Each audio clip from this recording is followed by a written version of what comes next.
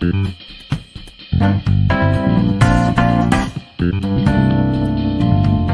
going on, everybody, and welcome to the Minute Channel. Today we finally get to go and talk about Persona 5 Strikers as a whole, and entire game and everything. So a few disclaimers before we go start into this video.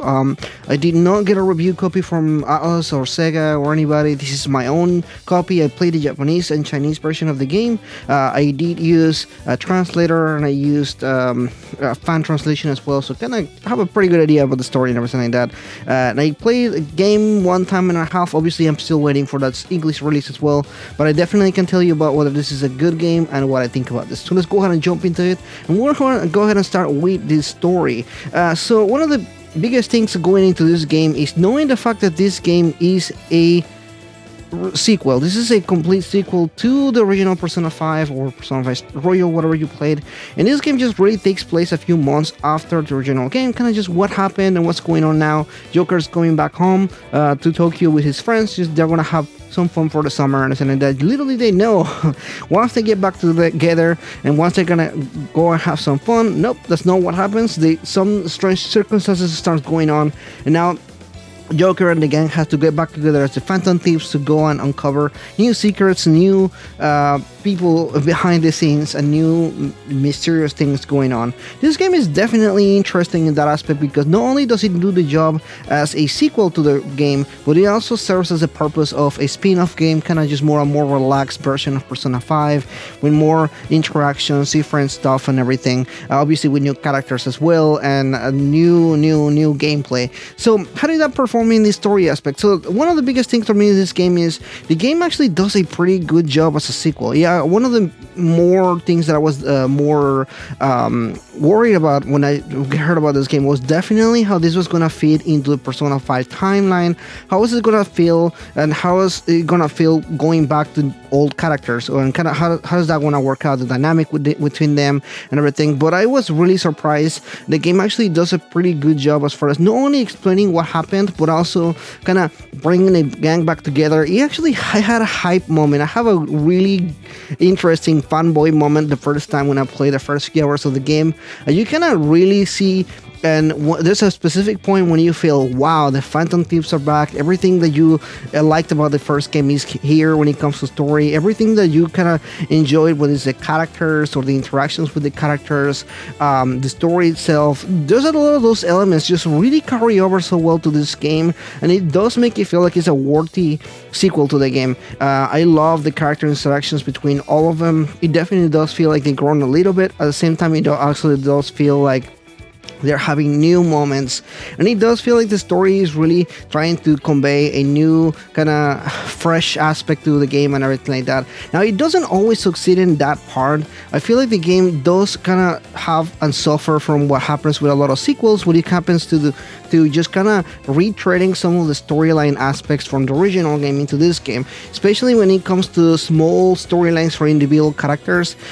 What happens is that these characters end up having similar story moments from the original games, almost like a retreading of their character development. That to me can be bad at times because it doesn't feel like the characters are really moving forward. It just feels like they're revisiting moments again from the previous game, but in a different light. But at the same time, it's the same kind of problems, the kind of issues and everything. I don't think that's a good idea. But again, a lot of spin-offs or a lot of sequels do suffer from that same aspect because they do end up returning as a lot of the same stuff. I really wish that this game had kind of almost strayed away a little bit from being a sequel a little bit less, because at the end of the day it does feel like it's tied behind what happened before, and it kind of suffers from that a little bit. Now, that being said, the game does a pretty good job as kind of like moving forward with the story and kind of introducing new moments and everything like that, but it does suffer from that sequel-itis, I guess if you can call it, where it's just repeating some aspects from the previous game. It does get noticeable the more you play the game. I feel like the first few hours doesn't feel as bad, but the more you play the game into the later aspects, it does kind of feel like it's starting to retread a lot of this stuff and everything. It does fall into a formula, but again, with this kind of games, almost all the time there is a formula behind them, and the game just starts to kind of going into emotions as the formula goes on and on and on. So it does feel into that aspect here. Overall, the story is great. The, character moment interaction is fantastic. I will give the story, I'll say like a 8 out of 10. I think it's good. I think it's fantastic, but it is not as strong as the first one. It doesn't have a lot of the stuff here. I don't feel like they really caught the lightning in the bottle when it comes to the story a second time. It does feel a little weaker on that end. But again, it is not a bad story whatsoever. It's still really fun. It still does have a lot of the good Persona moments. And it does have a lot of that fantastic interactions. One of the lower downsides of this story, what I do want to mention as well, is the fact that this game doesn't really have social links. A lot of the time, the Persona games do tend to lean into the social links or the confidence for them to kind of have more additional personal development for the characters. This game doesn't really have that because there is no social links, so they really do have to lean a lot into what happened in the previous game to kind of bring that additional stuff for character development and everything. Obviously, with a sequel, you don't really need a whole lot of that, but the game does kind of try to get into that aspect and everything. But with no social links, it does kind of suffer into that aspect. However, let's go ahead and jump into the gameplay, which is, I feel like this is the best part of the game itself. This is one of the easily the best aspects of the game. So the gameplay is, when this was announced, it was almost a 360 for me. When this was first announced, this was first pitched as a warrior style Persona game. Now, let me tell you something about myself. I don't like Warriors games, and I never really been a fan of that kind of gameplay or anything like that. So I was really worried about this game. I was actually really worried that the gameplay wasn't gonna be good. It wasn't gonna be what I was looking for, and it was just gonna be something that it didn't work for me. However, I know you've seen a lot of different people mention this, whether it's other reviewers or whether it's other people in the media. This game feels like Persona, or Persona 5 Strikers is like Persona 5, you know, or so things like that of that nature. I'm sure you've seen one of those articles before, because I saw them all over Twitter a few weeks ago, and even now. So what it is this game has an interesting gameplay where it takes mechanics from hack and slash adventure games with a more traditional Persona 5 gameplay. So what it does combine those two ideas together, and it does make its own gameplay. And it's really interesting here because this is almost, I would say, maybe about like 20 to 30% a Warriors game, but the reality is that this game is mostly Persona with the hack and slash style. It almost feels like this game wasn't made by Omega Force. I know Omega Force made this game, but it feels like Platinum or Ninja Theory or even the people that named Nier, which I think is Platinum as well. It makes me feel like this is more closer to those games, even closer to Final Fantasy VII, the remake, than it's to actually Persona. It does have a lot of those hack and slash mechanics. In fact, there's one mechanic that is almost similar to Final Fantasy the remake, where it kind of slows or stops time where you're using the RPG aspects, when you're using magic, or you're summoning a persona or anything like that, or including when you're shooting. It does kind of just stops down, and it kind of lets you kind of look at the gameplay and kind of see what you're going to do next and everything. It does have some strategies of that sort, which I actually do like a lot. I never thought I was going to enjoy a hack and slash Persona, but it actually is brilliant. It's so smooth. It feels almost at home when you kind of just go and jump into it. The gameplay it just feels so natural. It feels like the game was made so well. The hack and slash just works so well for this game, and it almost makes me super happy that this game isn't Warriors as much as it is, but at the same time it does make like a flavor of its own gameplay. It's just so, the variety of this is also really good. For example, every single character that you play, whether it's Morgana, becoming a boss, or Queen, or Joker, or anybody, they just all have its own unique flavor of fighting. Each one of them, none of them feels similar to each other. They all have different weapons, they all have different personas, and they all use them in different kind of ways. In fact, when you're playing and going to a different kind of characters, you'll find that there are some that are more interesting than others, but there are some that work better for certain bosses. Each boss interaction has its own type of weaknesses and strengths and everything like that, and you kind of have to work your party around this particular boss or this particular enemy that you're fighting. Every enemy interaction is different, and it it does make you almost kind of strategize between what party members will work better for this. For example, I struggled in the first boss battle because of I'm not spoiling or anything like that, but I did struggle kind of like trying to find out my party combination because it wasn't working out. I had to go back and kind of get all the party members to see if this will work out better, and it ended up working out perfect for me. But at the end of the day, it kind of did make me kind of try other characters. I know a lot of people are like, okay, well, when I'm gonna pick this one, this one, this one, I'm like, that's cool, but also try to get other people in your party, because each individual brings something different in gameplay in terms of kind of what you're gonna do and everything like that. It definitely does a lot of that cool stuff. Now, the main character Joker does allow you to summon multiple different personas for different interactions, everything like that. The Velvet Room is back here. I wouldn't say the Velvet Room is as good as in the previous games. I think it's almost really lackluster. Obviously, it will be impossible, 100% impossible for them to be able to animate all the personas that are available in the compendium. So what they did is they picked some of the more popular ones, some of the ones that most people recognize, and they added them into the game. So you're not gonna see 100 different combinations of personas, sadly, but you'll see a good chunk of them, a good of the more popular ones again, and all of them have their own attack patterns. All of them have their own animations, which I commend to that. Not only do they have personas for each single individual character, but also Joker has its own variety of all the different characters different personas that you can use and everything, and all of them have different animations and attacks and effects and everything they do and everything. So I feel like the balancing was pretty good, considering the amount of personas that they have and all the different attacks and patterns that you can do. This game, at first you feel like it will be stale over time because of the patterns. You know, you kind of feel like,